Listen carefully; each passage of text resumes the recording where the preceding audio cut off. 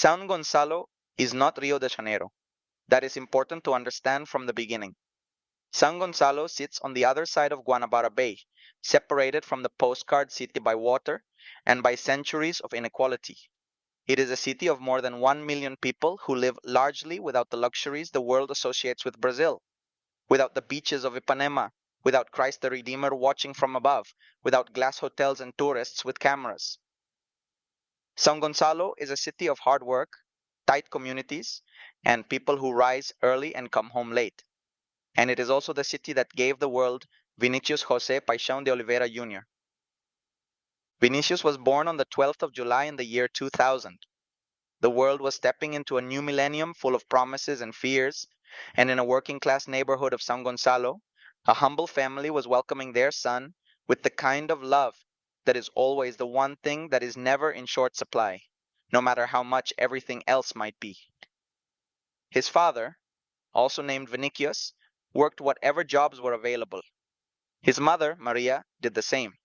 These were difficult times, as they always are in places where poverty does not knock before entering. But there was one thing nobody could take away from that boy: the street. And on the streets of São Gonçalo, as in every corner of Brazil, football is not a sport. It is a language. It is the way boys say things to each other that words cannot. It is the place where the rules of the real world are suspended for a while, and where the only thing that matters is what you can do with the ball. Vinicius learned that language before any other, running on surfaces that were not pitches, playing without boots on many occasions, learning to control the ball on uneven ground where any bounce could be a surprise. What the Flamengo scouts saw when they arrived to watch that skinny 11-year-old was something not found in any coaching manual. There was a relationship between Vinicius and the ball that seemed almost biological, as if the two had been born together and had known each other all their lives.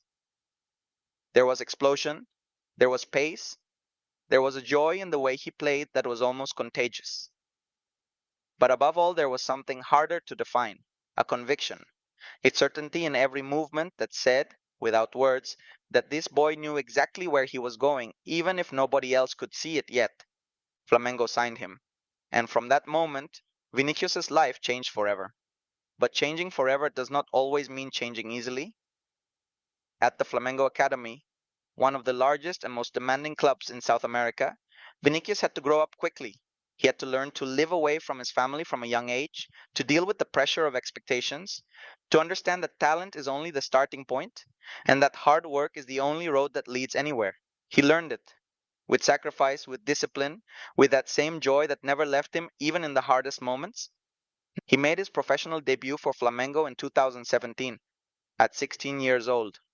And before that year was over, Real Madrid of Spain had already closed his purchase for a figure the football world took time to believe: 45 million euros for a 16-year-old, for a boy from São Gonçalo who a few years earlier had been running on dirt streets. That figure was not just money, it was a declaration. It was a signal that someone in an office in Madrid had seen the same thing the Flamengo scouts had seen on that street years before.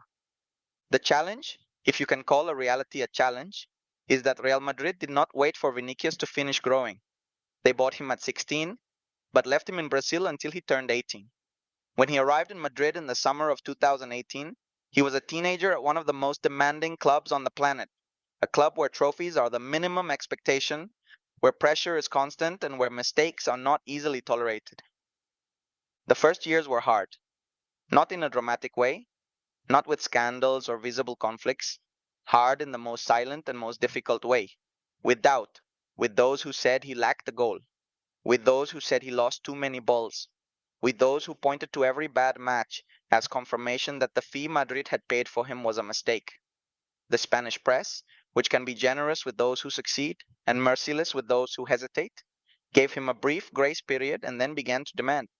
And then something appeared that nobody expected, or perhaps that everyone should have expected but failed to see: racism. Vinicius had to face, in the 21st century, in one of the most modern stadiums in Europe, racist abuse from the stands, chants, gestures, words that should not exist in any language. And Vinicius responded the only way he knew how to respond: by playing. by dancing when he scored a goal, because in Brazil, dancing is an expression of joy and identity that nobody has the right to take from anyone, by speaking when it was necessary, by denouncing when it was needed, and never, not once, stopping being who he was. That resistance, that refusal to erase himself, to make himself invisible so that others might feel more comfortable, is perhaps the greatest thing Vinicius has done off the pitch. Because in a world where black footballers are frequently expected to be grateful and quiet, Vinicius chose to be visible. He chose to say that racism is a crime. He chose that his joy was not a provocation, but simply who he is. And that choice had a cost, because it always has a cost, but it also had an effect. Millions of people around the world, and in particular millions of young black people in Brazil and across Africa, saw in him something that is not always easy to find in elite sport, someone who looks like them and who does not ask for permission to exist. On the pitch, the story kept writing itself in golden letters. The 2021 to 22 season was the moment the world stopped debating and started recognizing. Vinicius was decisive in Real Madrid's Champions League triumph, culminating in a goal in the final against Liverpool in Paris, a goal that was worth as much for what it was as for what it meant, the confirmation that the boy from São Gonçalo had come to stay at the very top of world football. The following season was even better, and the one after that too. Carlo Ancelotti, the Italian manager who has the rare ability to make great players feel free without losing the team structure, understood from the very beginning how to get the best out of Vinicius. He gave him confidence, he gave him responsibility, and Vinicius responded with performances, with goals, with assists, with matches that linger in the memory for a long time. Today, Vinicius Júnior is not only the best player at Real Madrid, he is the best player in the world according to many of those who understand football, and he is also the spiritual captain of the Brazilian national team, the leader of a generation that has been waiting years to end the World Cup drought, stretching back to 2002. Brazil has not won the World Cup in nearly a quarter of a century.